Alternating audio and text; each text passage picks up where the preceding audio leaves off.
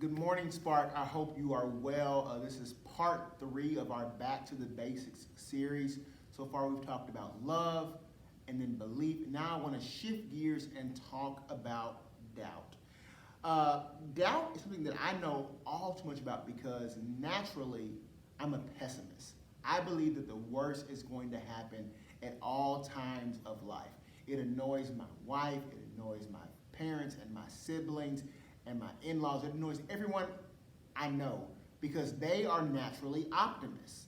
I'm a pessimist. I believe that the worst is going to happen. And this shows up a lot when Sarah and I are trying to assemble something. We've been together for a long time now, and we've built a lot of stuff together. But I thought for sure we were going to get a divorce over trying to install a keypad lock at our new house last week. So a lot of you probably have keypad locks at your house. And it's simple enough to install these keypad locks, so they say. So we pull ours out of the box. And the first step is you have to install what's called a deadbolt.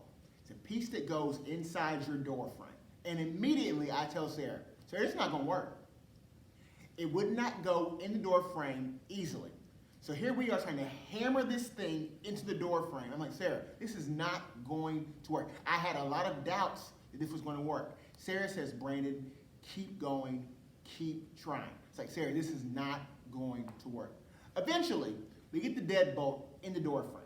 Step 2 is you have to install the front panel and the back panel of the keypad. You put the wire through the door frame, try to feed it in, get it to connect, and then it's supposed to have a light turn on at the end. So we install the front panel, back panel, get all the wires connected, and sure enough, guess what happens? It does not turn on. I'm frustrated.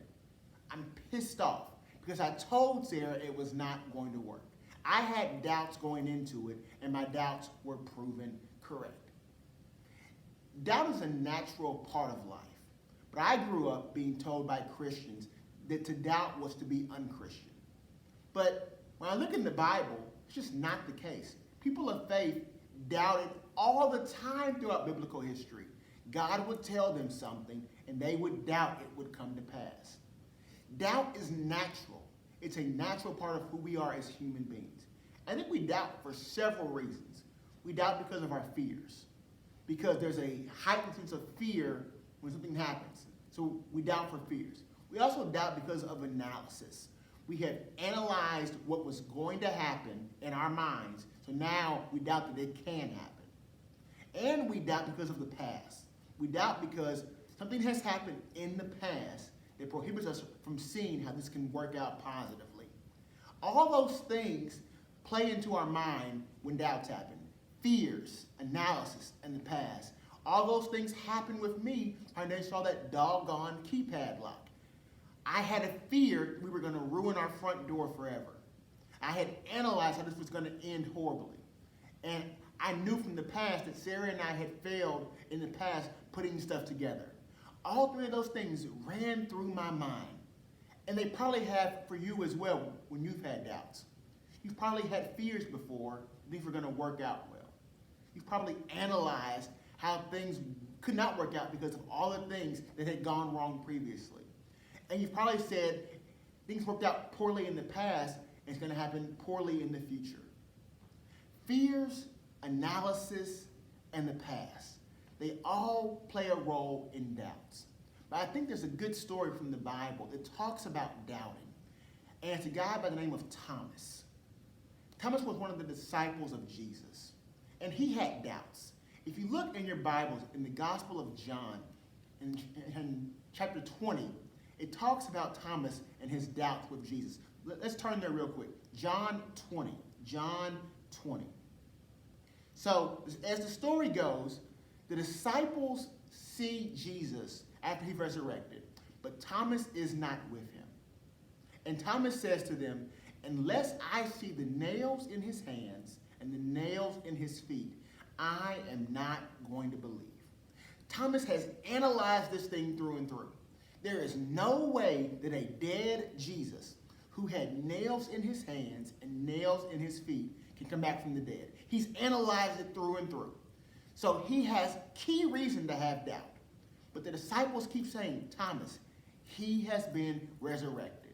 And throughout history, we call this man Doubting Thomas.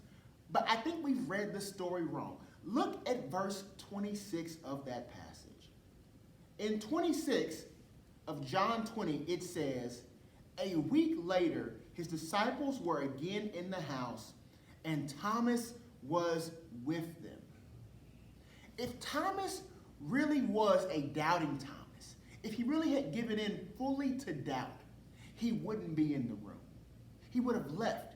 He would have said, I'm done with the disciples. We have a dead Jesus. The Romans are going to win. It's all done.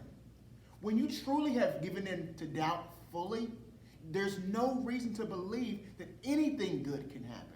I think what Thomas models for us is that when you have doubt, it's always important to leave room for the unexpected. When you have doubt, always leave a sliver of hope for the unexpected.